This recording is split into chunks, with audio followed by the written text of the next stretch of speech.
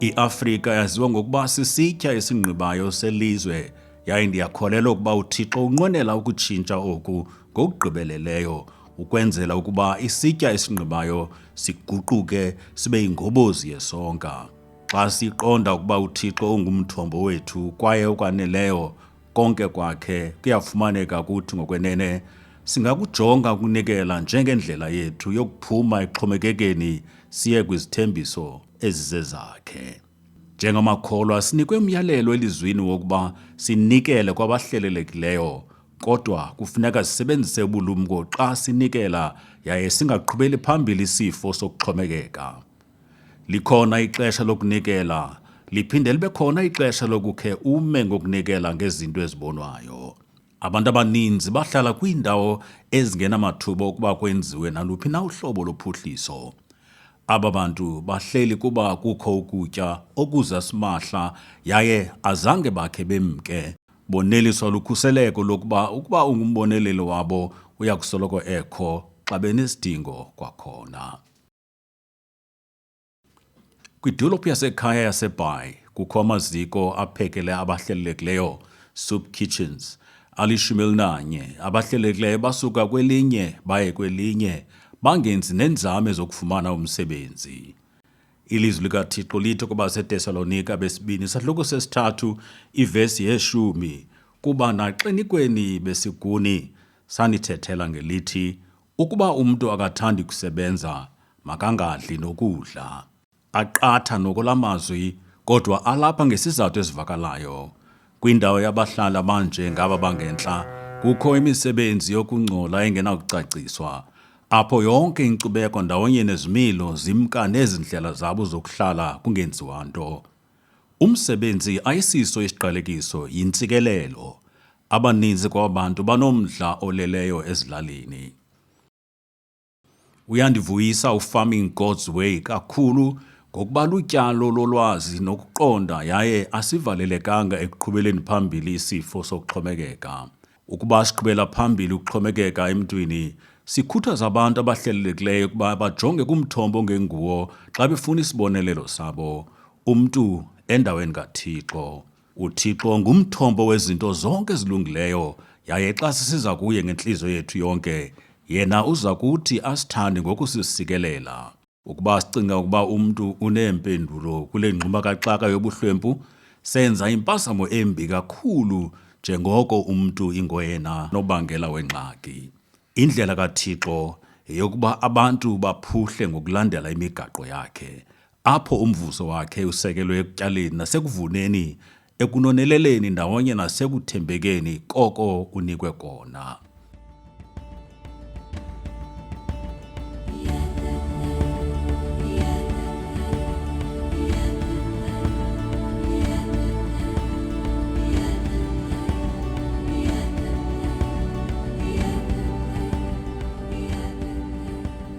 Sikwifama kaGradis Theosolon emazantsi eFreystata.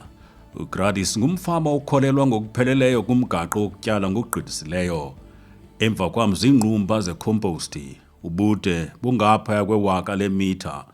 Uzenza ngamadiza ombona nengqolowa kunye nomgquba awafumana ngaphandle efama. Usebenzisa oko uThixo wakubeka esandleni zakhe, yaye iziphumo zoko kukuvuna isivuno esikhulu. Izenzo sahluko sama-20 umqolo ngu-35 zithi, ukupha kunoyolo ngaphezu kokuphiwa. Xa sinikela imithetho yakhe engasoze itshintshe iza kusebenza kwakhona, yaye uza kubangela ukuba isabelo esikhulu kakhulu somnikelo sibuyiselwe kuthi. Izisombululo sikaThixo sigqibelele, yaye sivelisa iziphumo ezinika ubomi.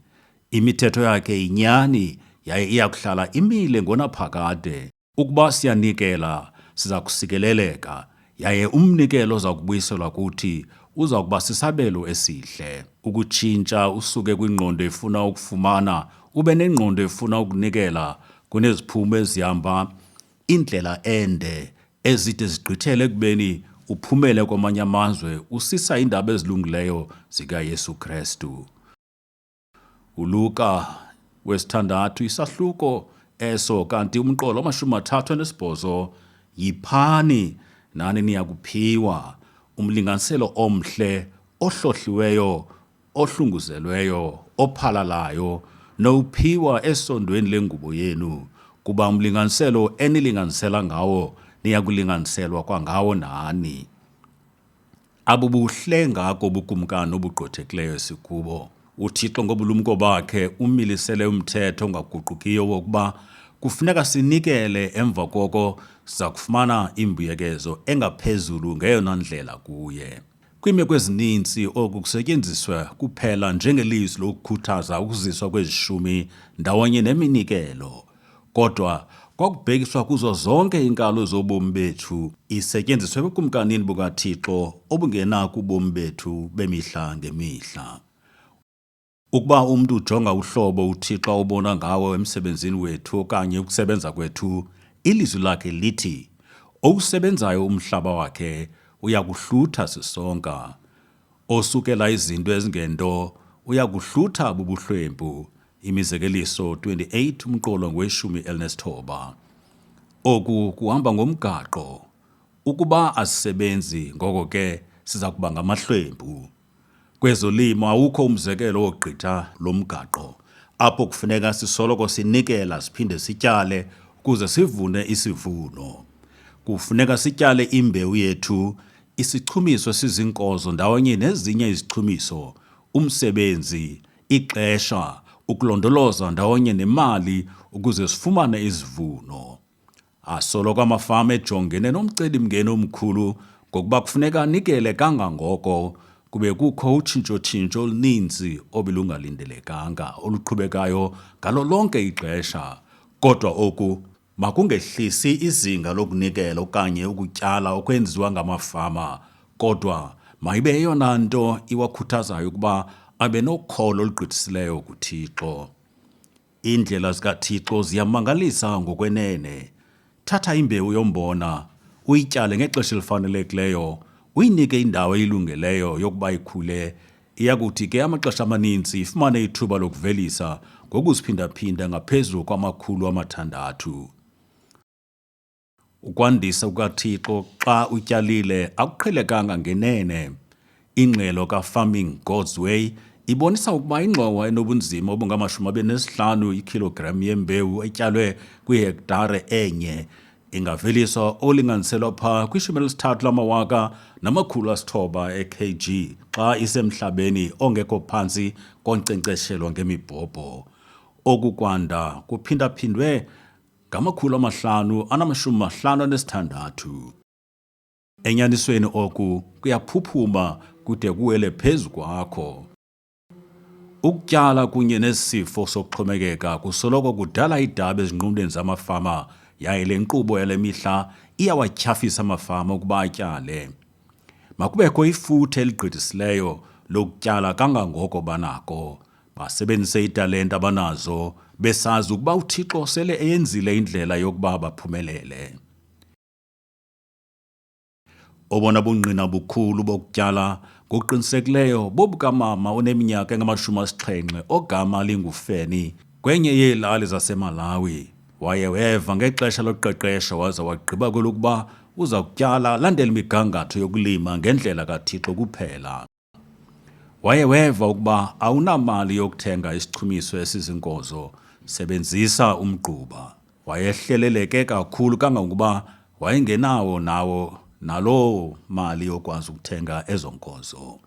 Wayesazi uba kufuneka kubekho akutyalayo ukuze kubekho into aza kuyifumana emva koko. Yintoni anokuyenza? Saye safundisa ngezondlo zexabiso ezifumaneka kumhlaba wesiduli, yaye ukuba ukhona odinga nyani angathanda umhlaba wesiduli aze awugalele emingxunyeni ezantsi ngokungathi usebenzisa umgquba. Waye wohlukana nekratshi lakhe wagqiba kulokuba uza kukhe akuzame oku. UFeni waqokelela umhlaba wesiduli okufutshane nentsimi yakhe encinci, waze watyala esebenzisa ubuchwephesha bokulima ngendlela kaThixo, esebenzisa umhlaba wesiduli njengesichumiso sakhe. Waye waba nemveliso entle kakhulu, ngeli xesha izityalo zabo bonke abasecaleni kwakhe zingazange zilunge. Imithetho kaThixo ayiguquki. Ukuba sityali asinakuvuna. Akakhathali ukuba utyala ntoni, nokuba ngumhlaba wesiduli, ukuba nje usebenza ngomgaqo uza kusikelelwa. Asinakusoloko sithatha kodwa singabuyiseli nto. iBhayibhile ithi siza kuvuna esikutyalileyo. Imbanda yesikhova xa iphindaphindwe ngembanda yesikhova ilingana nembanda yesikhova.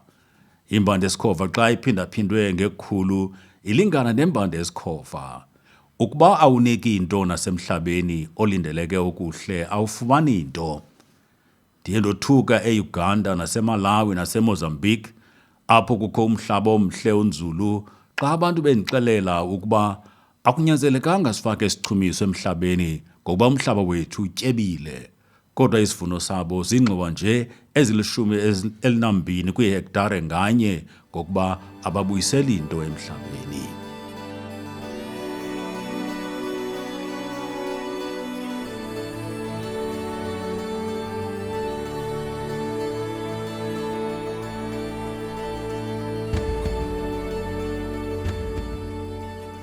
Ubungakanani bomnikelo okanye koko sikutyalayo yenye indawo enika umdla kwingxoxo. uPawulos ubhala kwabaseKorinte besibini, sahluko sesithoba umqolo ngwesithandathu. Qondani ke le nto, lowo uhlwayela ngokuvimba wovuna kwangokuvimba, nalowo uhlwayela ngesisa wovuna kwangesisa. Okugqithisileyo kuthetha ngesisa okanye okuninzi, yaye kulo mxholo kuthetha ngomnikelo ohloniphekileyo osuswa ngumnqweno wokubuyisela kuThixo. Umzekelo, ukuba umgquba sisichumiso sakho, phinde ube nengxowa eziphaa kwi-156 zomgquba endaweni yokusebenzisa 150 ml, ugqibekele ukuba ugalele isiqingatha somlinganiselo ocetyiswa ngawo kwindawo ephindaphindwe kabini, imizamo yakho iya kuba kokuphindaphindweyo koko uza kufumana, njengoko ixesha namandla wakho amaninzi uza kuwachithela ekulungiseni imingxunya nasekuncothuleni ukhula, imveliso yona kwelinye icala endaweni yokuba ifikelele kwiitoni ezi5 ezilindelekileyo kwihektare nganye, uza kwehlela kwiitoni ezi2 kwihektare nganye ngenxa yezinga eliphantsi lezondlo. Ngoko ke, ungaphela uvelisa iitoni ezi4 kwiihektare ezi2, ube usebenzise ixesha namandla wakho kabini ukuze ufumane oku. Xa ubusebenzise umgangatho wokulima ngendlela kaThixo olinganiselwa phaa kuma-350 ml emngxunyeni ngamnye, ubuza kuvelisa iitoni zibe5 kwihektare enye. Kungcono kakhulu ukuba usebenze isabelo esincinci somhlaba ulandela imigangatho egqibeleleyo ekucetyiswa ukuba siyilandele kunokuba usebenze isabelo esikhulu uthobe umgangatho. Emva koko, xa uye wathembeka noko unako ngonyaka wokuqala, ungacwangcisa ngcono kunyaka ozayo ukuze ube nomgquba owonele iihektare ezi2, uze ke wandise umhlaba wakho nesivuno ngokutyala ngokugqithisileyo. Ndikhumbula ubungqina babathunywa bevangeli abachwayitileyo abancinci abatshatileyo eMalawi abagqiba kwelokuba balime ngendlela kaThixo. Baqokelela umgquba elalini baze bathi xa belungiselela ukufaka isichumiso emhlabeni, babona ukuba banesiqingatha somgquba ofunekayo kuloo mhlaba. Bathi abantu belali, sanukukhathazeka into emaniyenze, xubani umhlaba nomgquba nize nifake okulinganayo emngxunyeni wokutyala ngamnye. Oko kwanciphisa umthamo wesichumiso ngesiqingatha. Banemveliso embi kakhulu. Oko kwenza ubungqina obubi bokulima ngendlela kaThixo kubantu bengingqi. Bafunda isifundo ngendlela enzima. Khumbula, kungcono kakhulu ukulima indawo encinci ngokusemgangathweni ophezulu kunokusebenza umhlaba omkhulu kumgangatho phantsi. Izichumiso oza kuzityala mayibe zizo ezinika isigqibo sobungakanani bomhlaba oza kuwulungisa.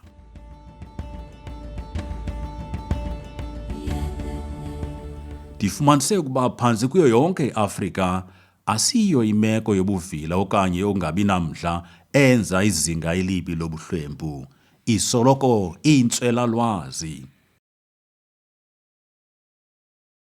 uHosea 4 ivesi ngu-6, bayatshabalala abantu bam kukuswela ukwazi. Kufuneka sityale ngolwazi ngoba singatyala ngokugqithisileyo kangangoko sifuna kodwa singayiqhawuli idyokho yobuhlwempu. UThixo usibonisile ukuba makasilandelele ngendlela yakhe yokuguqula iintliziyo zethu kuqala size ke sitshintshe iingqondo zethu kuze kulandele ekubuyiselweni esimeni komhlaba wethu. Kufuneka sizithobe yaye siguquke kwindlela zethu ezindala yaye sifunde kuye siphinde simthobele. Ukusebenza nzima ndawonye nezichumiso ayizozikhokelo ezisa empumelelweni xa zizodwa. Kufuneka sityale ngobulumko obusuka phezulu kuzo zonke iinkalo zobomi bethu. Amafama amaninzi athi awasisebenzisi tu isichumiso ngokuba bakholelwa ukuba umhlaba wabo utyebe ngokwaneleyo. Kodwa ke xa kusenziwa uvavanyo lwemveliso luveza ukuba imveliso kwihektare nganye ikwizinga eliphantsi ngokothusayo yaye liyehla minyaka le, kodwa amafama agqibekele ukuba akholelwe kokungeyonyani.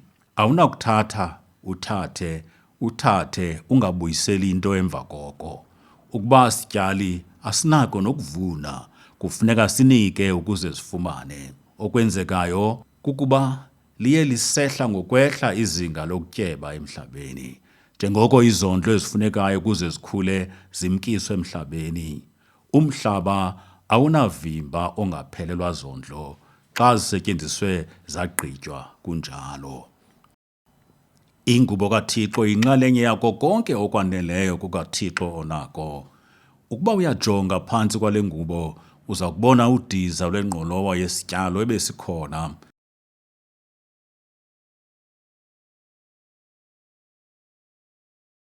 Kufuneka sityale ngokuthembeka ukuba sifuna ukuyeka ukuba ngamahlwempu. Ukuba sithembekile kokona kuncinci usithembisa ngokongeza kuthi. KuMateyu 25 ukusukela ku-14 uya kuma-30 uYesu ubonakalisa ngomzekeliso ukuba ngamanye amaxesha unika imilinganiselo eyahlukileyo kwabanye. Kule imeko yena unike esinye isicaka iitalente ezintlanu, esinye wasinika 2, kwesinye yayitalente enye. Umntu ngamnye unikwe kangangoko anokwazi ukwenza. UThixo ujonga kuthi aze asinike ngokuhambelana noko sinokwazi ukwenza, njengoko engafuni ukuba singaphumeleli yaye sitshabalalise italente asinike zona. Isicaka esasinikwe 5 sahamba saya kurhweba ngayo saze sabuya nezinye 5, waze wathi uThixo akufikanga wambonga nje esithi, wenze kakuhle isicaka esilungileyo nesithembekileyo, uye wathembeka kokuncinci, ngoko ke ndiza kunika ukuba ulondoloze okungaphezulu. Ngena ekugqobeni kwenkosi. Isicaka esasinetalente 2 senza kananjalo, sarhweba ngeetalente 2, sabuya nezinye 2, wazi ke uThixo wambonga kwangalaa ndlela. Isicaka ebesinikwe italente enye sayifihla phantsi kwebhedi yayo, yathi yakufika inkosi kuye yanomsindo yaze yathi, mkhonzindini okukhohlakeleyo olivila, ubumele ukuthi ngoko ube ubuyibeke imali yam kubananisi, ndaza ndakufika mna ndabuya ndakuzuza okwam kunenzala. Mkhupheleni ebumnyameni obungaphandle, waza ke wathatha le talente inye wayinika lo ebenezi 5 italente. UThixo uyakucaphukela ukungathembeki nobuvila, yaye abo bangathembekanga kuko konke okwaneleyo kwakhe iyakuthathwa kubo. Ayisozathu ukuthi uthi omnye ufumene ngaphezulu kunomnye, njengoko uThixo inike iitalente ngokuhambelana noko anokwazi ukwenza umntu. Yaye ke nguThixo uthatha isigqibo somlinganiselo umntu ngamnye amfumanayo. Lo mzekeliso awukho apha ukuze usifundise ukuba xa ufumana okungaphezulu uza kuthembeka ngaphezulu ngako. Ngapha koko uThixo kokuqala unika okuninzi okusuka kuko konke okwaneleyo kwakhe emntwini othembekileyo, aze ke ababize ukuze banike ingxelo. Nokuba bebanike ngakanani na kuqala, ulindele imbuyekezo entle kokwakhe akutyalileyo. Kufuneka sazi ukuba uThixo ulindele kuthi abanoneleli abathembekileyo kuko konke okwaneleyo kwakhe. Ukuba senza njalo siza kubongwa, sinikwe ukuba silondoloze okungaphezulu size singene kumgcobo wakhe.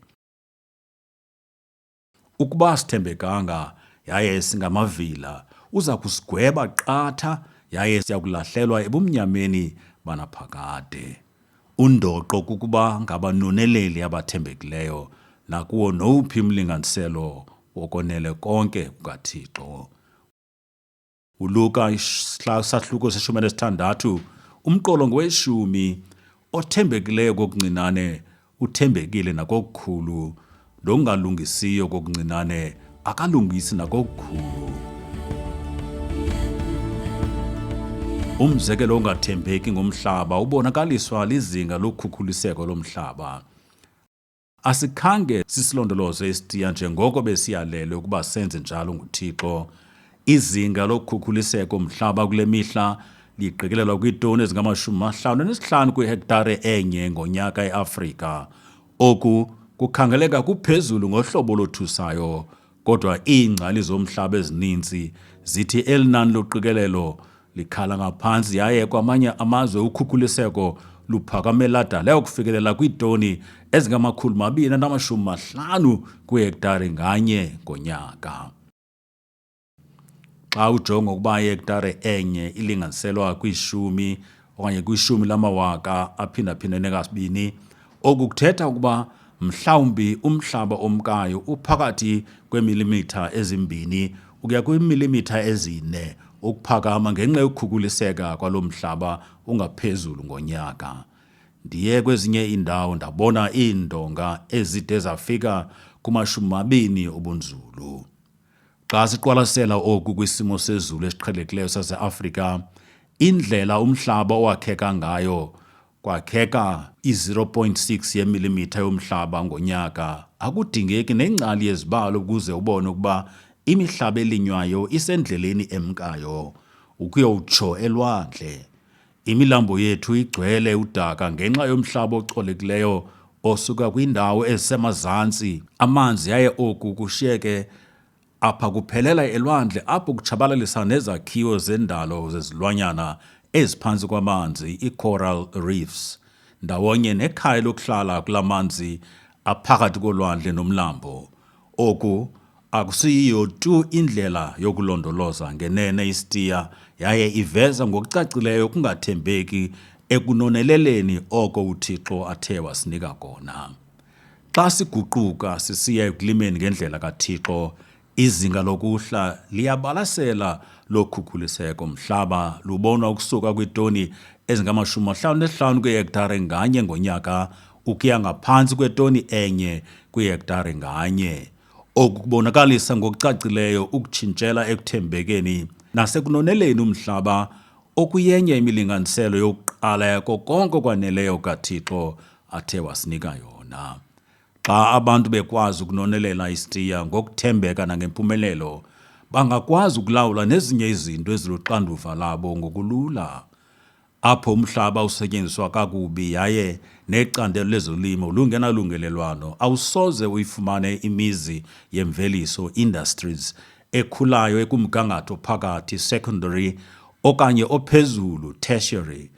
Ukunonelela ngentembeko umhlaba kuxhobisa umntu ukuze akwazi ukuphuhla, aqhubeke ngendlela elawulekayo ethi mvumele ukuba onyuse umgangatho wokuphila ndawonye nezakhiwo zenhlalakahle yabantu, social infrastructure. Izakhono ezifundwe ngokuthembeka esitiyeni zibalulekile ekwakheni onke amacandelo olawulo loluntu.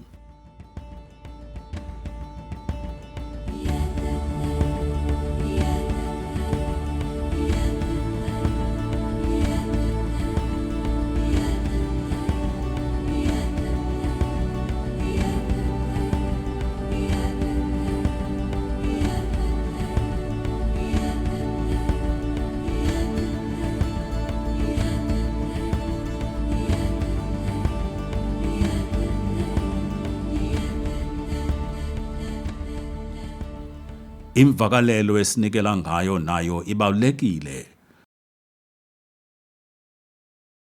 KwabaseKorinte besibini, isahluko sesithoba, umqolo ngowesixhenxe, Elo makanike njengoko agqibe ngako entliziyweni, makungabikho kokuphuma kabuhlungu nangokunyanzelwa, kuba uThixo uthanda umphi ochwayitileyo.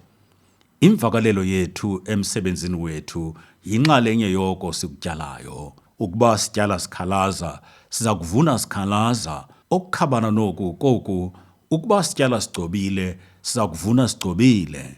UThixo uyavuya xa sityala sigcobile. Akekho umntu ongqibayo owamkela isipho echwayitile ngokupheleleyo, hleze uncumo lwakhe luxelele olandelayo obeza kumkhongoza ukuba uqhuba kakuhle aze ke angabisafumana.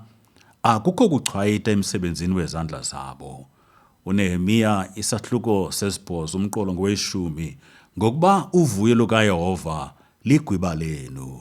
Uvuyo lwethu ke lufumaneka enkosini kuqala, kodwa olu vuyo kufuneka luhambe lungena kuyo yonke indawo yobomi bethu ndawonyana semsebenzini wezandla zethu. Kunika umdla ukuqwalasela ukuba lungakanani uvuyo lwethu olunxulumene ncakasana nezinye indawo esizilondolozayo.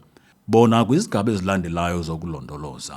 Ukuba sityala okwaneleyo konke kukaThixo kungekukwinkosi, siyakuvuna sivuya. Olu vuyo luphuma ekoneleni ndawonye nobunzulu bokwaneliseka ezintweni zikaThixo nokulandelela ngobudlelwane kuzo zonke iinkalo zobomi bethu. Uyakwazi ukuba novuyo lwenkosi kodwa ungabi nalo emhlabeni olima kuwo, ukuba siyivumelanga inkosi ukuba ibe yinkosi nakulena indawo yobomi bethu. Ukuba unikwe yena indawo yobukhosi emhlabeni esilima kuwo, siza kufuna ukuzukisa yena kuko konke esikwenzayo apho. Siza kutyala ngokugqithisileyo, yaye esikwenzayo apho ke kuzawuthi kusinike uvuyo, size sivune isivuno esigqithisileyo ngovuyo.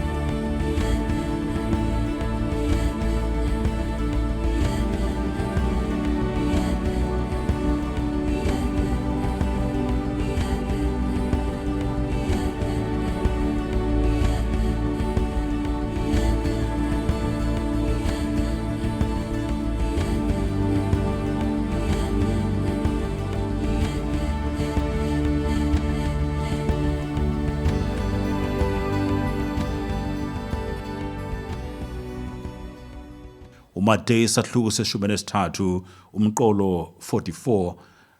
Kanjalo ubukumkani bamazulu bufana nobuncwane obufihlwe entsimini, athe umntu akubufumana wabufihla, aze ngenxa yovuyo lwakhe aye athengise ngento zonke anazo, ayithenge loo ntsimi.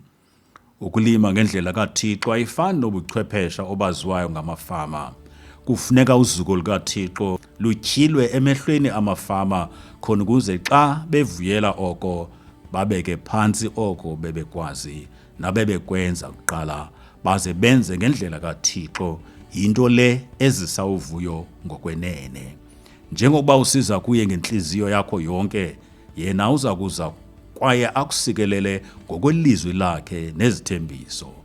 Masigqibe entliziyweni zethu ukutyala ngokugqibeleleyo, yaye sichwayitile kungekukwinkosi. Uza kuvuna ngokugqithisileyo, yaye unovuyo.